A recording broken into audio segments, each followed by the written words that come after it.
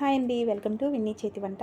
ఈరోజు విన్నీ చేతి వంటలో ఈవినింగ్ టైంలో టీ తాగేటప్పుడైనా ఏదైనా తినాలి అనిపించినప్పుడైనా ఇలా చాలా సింపుల్గా తయారు చేసుకుని ఒక స్నాక్ రెసిపీని చూపిస్తానండి. మీరు కూడా తప్పకుండా ట్రై చేయండి. చాలా అంటే చాలా బాగుంటాయి.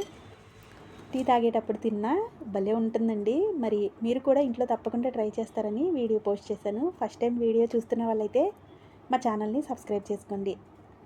అలాగే పక్కనే ఉన్న బెల్ ఐకాన్ని క్లిక్ చేస్తే నేను పెట్టే ప్రతి వీడియో మీకు నోటిఫికేషన్ రూపంలో వస్తుంది. మరి ఎలా తయారు చేసుకోవాలో చూసేద్దాం.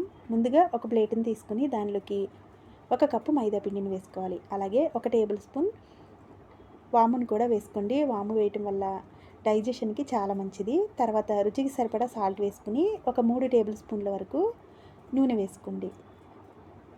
తర్వాత ఇవన్నీ ఈ విధంగా ఒకసారి కలిపేసుకోవాలి. ఇలా కలిపేసుకున్న తర్వాత దీనిలో కొద్దిగా నీళ్ళు పోసుకుంటూ చపాతీ పిండిలా కలుపుకోవాలి. ఒకేసారి నీళ్ళు ఎక్కువ పోస్తే పిండి లూజ్ అయిపోతుందండి.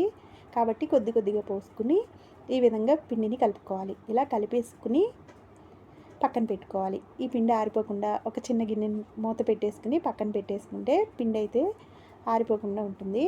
తర్వాత ఒక చిన్న గిన్నెని తీసుకుని దానిలోకి 2 టేబుల్ స్పూన్ల వరకు మైదా పిండిని, 1 టేబుల్ స్పూన్ కార్న్ఫ్లోర్ని వేసుకుని కొద్దిగా నెయ్యిని వేసుకోవాలి. ఇలా వేసుకున్న తర్వాత ఇది మొత్తాన్ని కలిపేసుకోవాలి. ఒకవేళ మీకు దీనిలో నెయ్యి సరిపోకపోతే కొద్దిగా నూనెని కూడా వేసుకుని పిండి అనేది ఈ విధంగా లూజ్గా కలుపుకొని పక్కన పెట్టుకోవాలి. తర్వాత మనం ముందుగా చపాతీ చేసుకున్నాం కదండి, అది తీసుకుని ఒకసారి కొద్దిసేపు ఈ విధంగా కలిపేసుకోవాలి. ఇలా కలపటం వల్ల పిండి అనేది మరింత మెత్తగా అవుతుంది. ఇప్పుడు ఈ పిండిని ఒక 4 భాగాలుగా చేసేసుకుని ఒక పక్కన పెట్టుకోవాలి. ఇప్పుడు చపాతీ చేసే పీట మీద కొద్దిగా పొడి పిండిని వేసుకోవాలి. గోధుమ పిండి కానీ మైదా పిండిని కానీ వేసుకుని ఈ విధంగా చపాతీలా ఒత్తుకోవాలి. ఈ చపాతీలు మరీ మందంగా కాకుండా పలచగా చేసుకోండి. ఇలా చపాతీలా ఒత్తేసుకుని ఒక ప్లేట్లోకి అయితే తీసేసుకోవాలి. నేను ఇక్కడ 4 చపాతీలు చేసుకున్నాను. ఇవన్నీ ఈ విధంగా చేసేసుకుంటే ఇలా మనం పలచగా చేసుకోవడం వల్ల మనం చేసే ఈ స్నాక్ రెసిపీ అయితే చక్కగా పొరలుగా వస్తుందండి. ఇవన్నీ ఇలా చేసుకున్న తర్వాత ముందుగా మనం కలిపెట్టుకున్న మైదా పిండి, కార్న్ఫ్లోర్ పేస్ట్ ఉంది కదా, ఇప్పుడు ఈ చపాతీ మీద మనం వేసేసుకోవాలి. ఇలా చపాతీ చుట్టూ ఈ విధంగా రాసేసుకున్న తర్వాత ఒకదాని మీద ఒకటి ఈ విధంగా లేయర్ లాగా చపాతీలు పెట్టేసుకుని ఈ విధంగా పేస్ట్ని అయితే రాసేసుకోవాలండి. ఇలా ఈ పేస్ట్ రాయటం వల్ల మనకి లోపల చక్కగా గుల్లగా వస్తుంది. ఇప్పుడు ఈ మొత్తం ఇలా అప్లై చేసేసుకున్న తర్వాత ఈ విధంగా మడత పెట్టేసుకోవాలి. ఇలా మడత పెట్టేసుకుని మరి కొద్దిగా పొడి పిండిని జల్లేసుకున్న తర్వాత ఇది కూడా చపాతీలాగా ఒత్తేసుకోవాలి. ఇప్పుడు ఈ మొత్తాన్ని ఈ విధంగా చపాతీలాగా చేసేసుకుని మరీ ఎక్కువ మందంగా కాకుండా వీడియోలో చూపిస్తున్నట్లు చపాతీ అనేది ఈ మందం వస్తే సరిపోతుందండి. ఇలా మొత్తం అంతా చేసేసుకున్న తర్వాత దీన్ని కట్టర్తో కానీ చాకుతో కానీ ఈ విధంగా మీకు కావలసిన షేప్లో అయితే దీన్ని కట్ చేసేసుకోవాలి.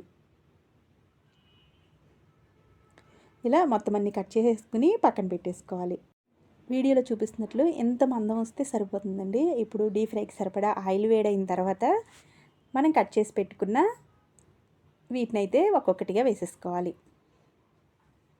ఇలా మొత్తం అన్నీ వేసేసుకున్న తర్వాత ఫ్లేమ్ని లోలోనే పెట్టుకుని వీటిని మనం డీప్ ఫ్రై చేసుకోవాలండి. ఒకేసారి నూనె ఎక్కువ కాలినా పైన మాడిపోతుంది, లోపల అయితే వేగదు. కాబట్టి బాగా లోలో పెట్టుకుని నూనె కొద్దిగా వేడైన తర్వాత ఇవి వేసుకోవాలి. ఇలా వేసినప్పుడు చూసారు కదా, ఈ విధంగా చక్కగా పొంగుతాయి. లేయర్ లాగా మనకి ఈ విధంగా చక్కగా కనిపిస్తాయి. ఇప్పుడు ఒకవైపు పూర్తిగా కాలిన తర్వాత మరోవైపుకి ఈ విధంగా తిప్పుకుంటూ ఇవైతే మనం డీప్ ఫ్రై చేసుకుని ఇలా మంచి కలర్ వచ్చిన తర్వాత ఒక ప్లేట్లోకి తీసేసుకోవాలి. మిగిలిన వాటిని కూడా ఇదే విధంగా డీప్ ఫ్రై చేసుకుంటే మనకి ఈ స్నాక్ రెసిపీ అయితే రెడీ అయిపోయినట్లేనండి. మరి మీరు కూడా ఇంట్లో తప్పకుండా ట్రై చేసి మీకు ఎలా వచ్చిందో కింద కామెంట్ చేయండి. వీడియో నచ్చితే లైక్ చేసి మీ ఫ్రెండ్స్కి, రిలేటివ్స్కి షేర్ చేయండి. ఇలాంటి మరిన్ని వీడియోస్ కోసం మా ఛానల్ని సబ్స్క్రైబ్ చేసుకోండి. Thank you for watching.